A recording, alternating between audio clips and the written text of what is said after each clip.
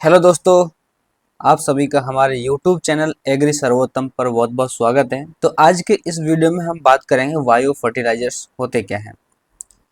तो इस वीडियो में सबसे पहले व्हाट इज बायो फर्टिलाइजर्स, फिर उसके फीचर्स, फिर बायो फर्टिलाइजर का classification and types of microbes use as bio fertilisers and component of bio fertilisers and steps in mass production of bio fertiliser and application of bio fertiliser, advantage disadvantage and जो government है उसके क्या क्या efforts है bio fertiliser को popular बनाने के लिए। तो इस वीडियो में ये सारी बातें हम करेंगे। तो सबसे पहले है व्हाट इज बायो फर्टिलाइजर।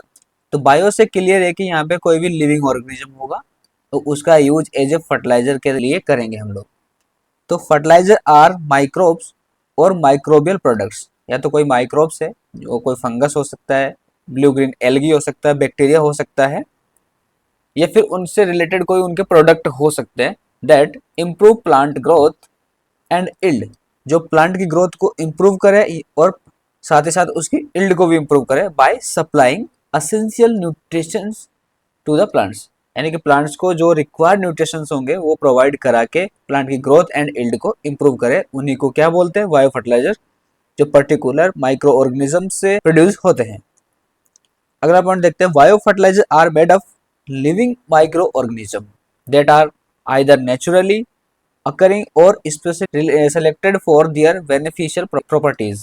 तो बायो फर्टिलाइजर में जो भी हम माइक्रो ऑर्गेनिज्म यूज कर रहे हैं वो एक तो लिविंग होगा, जो या तो नेचुरली हो सकता है या फिर उसका कोई प्रोडक्ट है उसको भी हम यहाँ पे यूज कर सकते हैं। तो अगला point, this microbes have a symbiotic relationship with the plant and they provide nutrition in A form that plant can be absorb.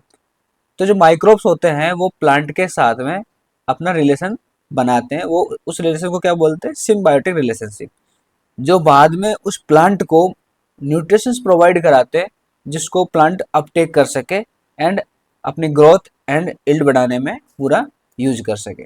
Bio fertiliser mostly including living organism which include mycorrhizal fungi, blue green algae and bacteria. अब यहाँ पे देखते हैं कि bio fertiliser के feature क्या क्या है। तो पहला पॉइंट यहाँ पे, bio fertiliser are mainly microbes like bacteria, fungi, algae. अगला पॉइंट है कि बायो फर्टिलाइजर जो होते हैं ना वो सॉइल को न्यूट्रिशन रिच बनाने में हेल्प करते हैं। तो अगला point, organism include are mostly responsible for nutrition cycle. तो bio fertiliser also include biological substances obtain from various organism. ठीक है, इसके अंदर और क्या इंक्लूड हो सकते हैं, बायोलॉजिकल सब्सटेंस हो सकते हैं। It does not cause toxicity to soil and water bodies. ये भी किसी तरह का पोल्यूशन या टॉक्सिसिटी नहीं करता है किसी भी, यानी कि ये क्या हुआ, इको फ्रेंडली हुआ। तो यहाँ पे इसको एक वर्ड में लिख सकते हैं, ये इको फ्रेंडली होता है। It help in organic farming, organic farming में ये हेल्प करता है क्योंकि पूरा का पूरा यहाँ पे जो है नेचुरली प्रोड्यूस है माइक्रो ऑर्गेनिक के द्वारा। यहाँ पे कोई सिंथेटिक केमिकल वगैरह हम यूज नहीं कर रहे हैं, सिंथेटिक फर्टिलाइजर वगैरह कोई भी यूज इसमें नहीं करते हैं। तो यहाँ पे देखते हैं क्लासिफिकेशन ऑफ बायो फर्टिलाइजर्स। तो सबसे पहला इसमें जो है नाइट्रोजन फिक्सेसिंग फर्टिलाइजर्स होते हैं। उसमें आप देख सकते हो तीन टाइप के हैं, free living, symbiotic and associative. तो जो फ्री लिविंग होता है उसमें देखो आपका Azotobacter, clostridium, anabaena and Nostoc, ये आपको याद रखना है, एग्जाम्पल ये पूछे जाते हैं। फिर सिम्बायोटिक में आपका राइजोबियम एंड एनाबीना एजोली।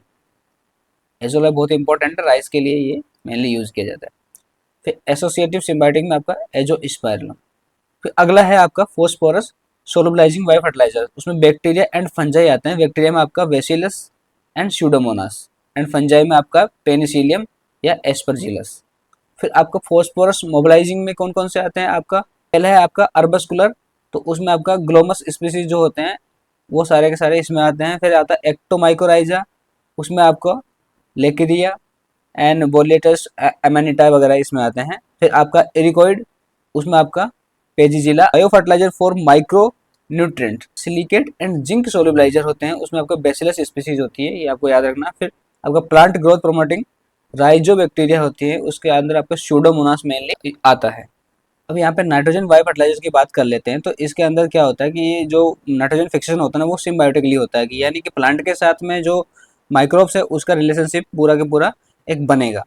जो नाइट्रोजन बायो फर्टिलाइजर होते हैं वो सोइल के अंदर नाइट्रोजन का लेवल को इंक्रीज करते हैं, और नाइट्रोजन जो होता है वो प्लांट ग्रोथ के लिए एक लिमिटिंग फैक्टर की तरह काम करता है। अब इसमें एग्जांपल देखते हैं कि राइजोबिया है वो लेग्यूम्स क्रॉप के लिए यूज होता है, एजोटोबैक्टर एंड एजोस्पाइरलम आपके नॉन लेग्यूम क्रॉप्स के लिए यूज होते हैं, एंड एसिटोबैक्टर आपका शुगर केन के लिए, and blue green algae and azolla आपका राइस के लिए। ठीक है, ये कुछ इंपॉर्टेंट से क्वेश्चन यहाँ से आते हैं, यही आपको याद रखना है कि नाइट्रोजन फर्टिलाइजर्स जो होते हैं बायो फर्टिलाइजर्स उसमें आपके कौन कौन से माइक्रोब्स आते हैं, तो ये सारे के सारे इसमें आपको याद रखना है। इस फॉस्फोरस फर्टिलाइजर्स होते हैं, जैसे नाइट्रोजन एक लिमिटिंग फैक्टर होता है वैसे वैसे ही आपको फॉस्फोरस भी होता है। फॉस्फोटिका होता है वो सारी क्रॉप्स के लिए यूज होता है, राइजोबियम के साथ में, एजोटोबैक्टर के साथ में, एंड एजोस्पाइरलम एंड एसिटोबैक्टर के साथ में। फिर कंपोज बायो फर्टिलाइजर्स, इसके अंदर हम वर्मी कंपोज की मेनली बात करते हैं, कोई भी आपके जो भी ऑर्गेनिक मैटर्स होते हैं उसको डिकम्पोज करके वर्मी कंपोज जो का फर्टिलाइजर है वो बनता है, एंड ये पूरा का पूरा 100% इको फ्रेंडली है एंड ऑर्गेनिक फर्टिलाइजर्स इसको बोलते हैं। वर्मी कंपोस्ट बनता है वो किसके हेल्प से बनता है, वो आपका अर्थवर्म के हेल्प से बनता है। अब यहाँ पर टाइप्स ऑफ माइक्रोब्स देख लेते हैं जो बायो फर्टिलाइजर मेनली यूज होते हैं, तो rhizobia and azotobacter, azospirillum, mycorrhiza, bacillus subtilis and pseudomonas and trichoderma. तो ये 5-6 तरीके के बायो फर्टिलाइजर में यूज होने वाले माइक्रोब्स हैं जो पर्टिकुलर नाइट्रोजन फिक्सिंग करके, कोई आपका फॉस्फोरस को मोबिलाइज करके और अदर न्यूट्रिएंट्स हैं उसको प्लांट के लिए एब्जॉर्ब करने लायक बनाकर और सॉइल की फर्टिलिटी बढ़ाते हैं, एंड एट द एंड आपका क्रॉप की इल्ड बढ़ाते हैं। कंपोनेंट ऑफ बायो फर्टिलाइजर्स, तो सबसे पहले यहाँ पे कंपोनेंट में क्या क्या आ जाता है, bio compost, trichocard, azotobacter, phosphorus and vermi compost. तो जो बायो कंपोस्ट होता है तो मैंने आपको पहले ही बताया था कि आपके कोई भी वेजिटेबल्स वगैरह है आपने इसको यूज कर लिया और या फिर ये सड़ गए गड़ गए तो आपको इसमें एक डस्टबिन में डालना है।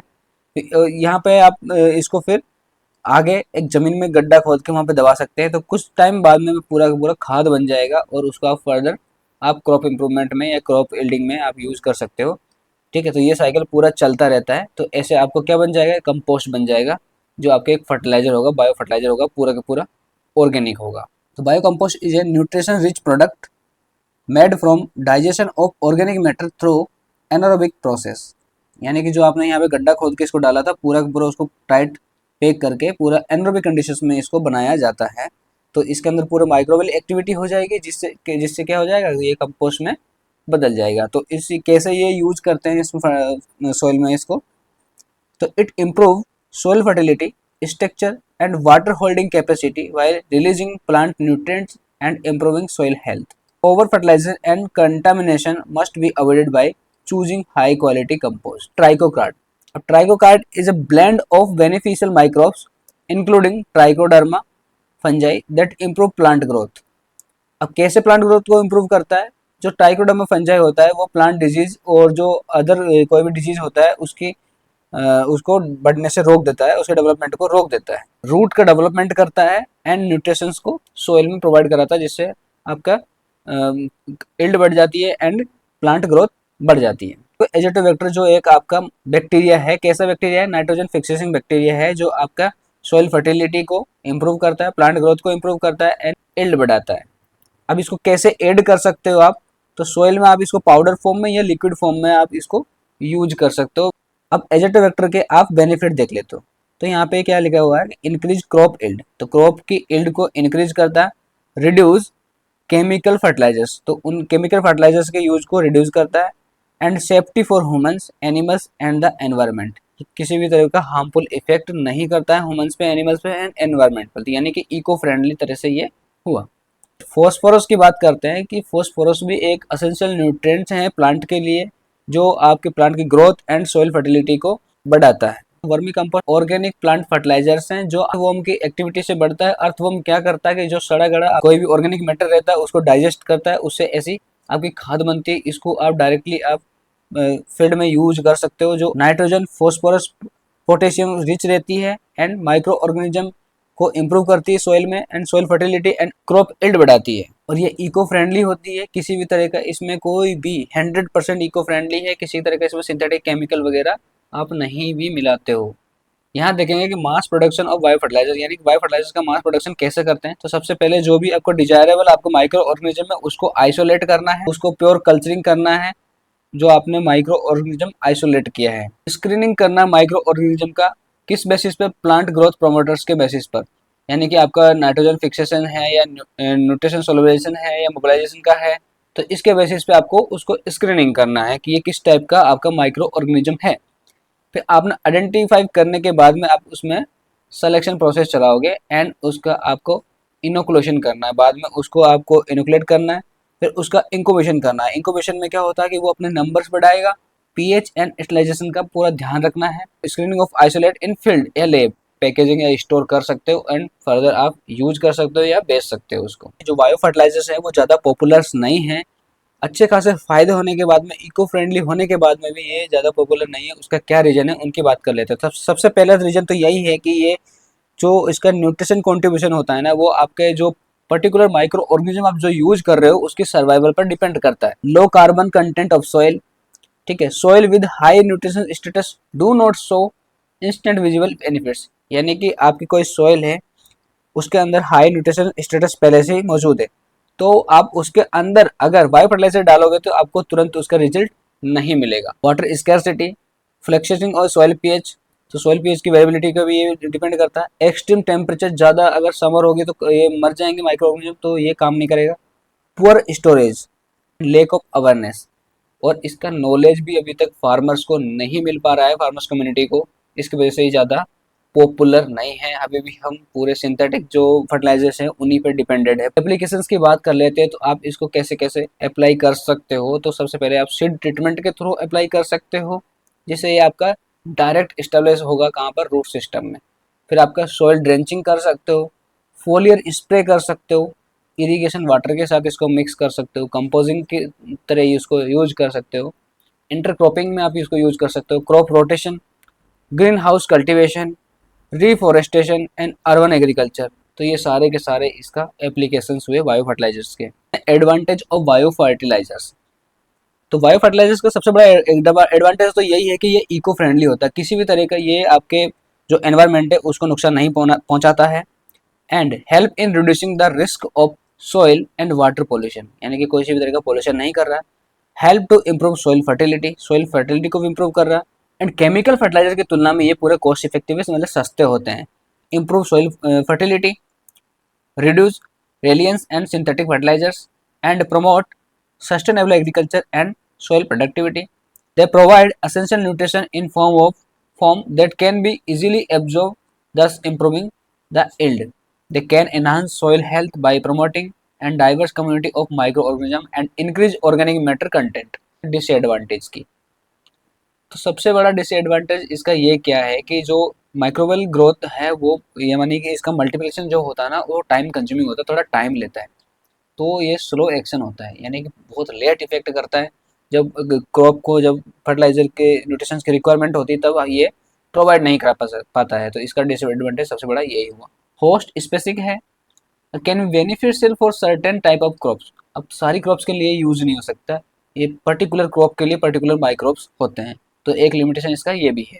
They may not work well in extreme temperature, pH level and moisture condition, यानी इनको भी ग्रो करने के लिए ऑप्टिमम कंडीशन चाहिए, लेकिन अगर नहीं होती तो ये ग्रो नहीं करते। They have limited self life इनकी लिमिटेड होती है, तो उसके लिए इनको प्रॉपर स्टोरेज कंडीशंस की जरूरत होती है। दे इंट्रोड्यूस माइक्रोब्स में compete with the native soil microbes, अगर हम किसी बाहर के माइक्रोब्स को वहाँ पे इंट्रोड्यूस करवा रहे हैं सॉइल में, तो जो पहले से ही वहाँ पे मौजूद हैं जो माइक्रोब्स, उनके साथ उसको कंपटीशन करना पड़ेगा, और फर्दर ये वहाँ पे मर भी सकते हैं, तो सर्वाइवल के चांसेस बहुत कम हो जाते हैं। They can be expensive to produce and distributed to farmer, तो फार्मर्स के लिए जो डेवलपिंग कंट्री है, इंडिया जैसी कंट्री डेवलपिंग कंट्री है, उसमें इनका जो फार्मर खरीद नहीं पाते हैं क्योंकि एक्सपेंसिव होते हैं, एंड डिस्ट्रीब्यूट भी इनका ढंग से नहीं हो पाता है। There is a lack of standardisation in the production and levelling of fertiliser, मतलब इसका क्वालिटी कंट्रोल का कोई इश्यू है, क्योंकि ऐसा कोई एक्ट नहीं है जो बायो फर्टिलाइजर के लिए अभी तक बना हो। गवर्नमेंट के क्या क्या एफर्ट है जो बायो फर्टिलाइजर को पॉपुलर बनाते हैं, तो फर्टिलाइजर कंट्रोल ऑर्डर 1985 में आया था क्वालिटी वगैरह के लिए, लेकिन इसका पूरी तरह से पालन नहीं होता है। राष्ट्रीय कृषि विकास योजना RKVY, फिर है परंपरागत कृषि विकास योजना, फिर है mission organic value chain development for north eastern region, अगला है PM प्रणाम, यानी कि PM programme for restoration, awareness, nourishment and amelioration of mother earth. Okay, mission life programme, national mission on oil seed and oil palm, national food security mission. तो ये सारे के सारे schemes हैं जो इंडिया गवर्नमेंट चला रही है बायो फर्टिलाइजर को पॉपुलर करने के लिए। थैंक यू सो मच, बहुत बहुत धन्यवाद आपका। वीडियो अच्छा लगा हो तो लाइक करें, कमेंट करें, शेयर करें। Thank you so much.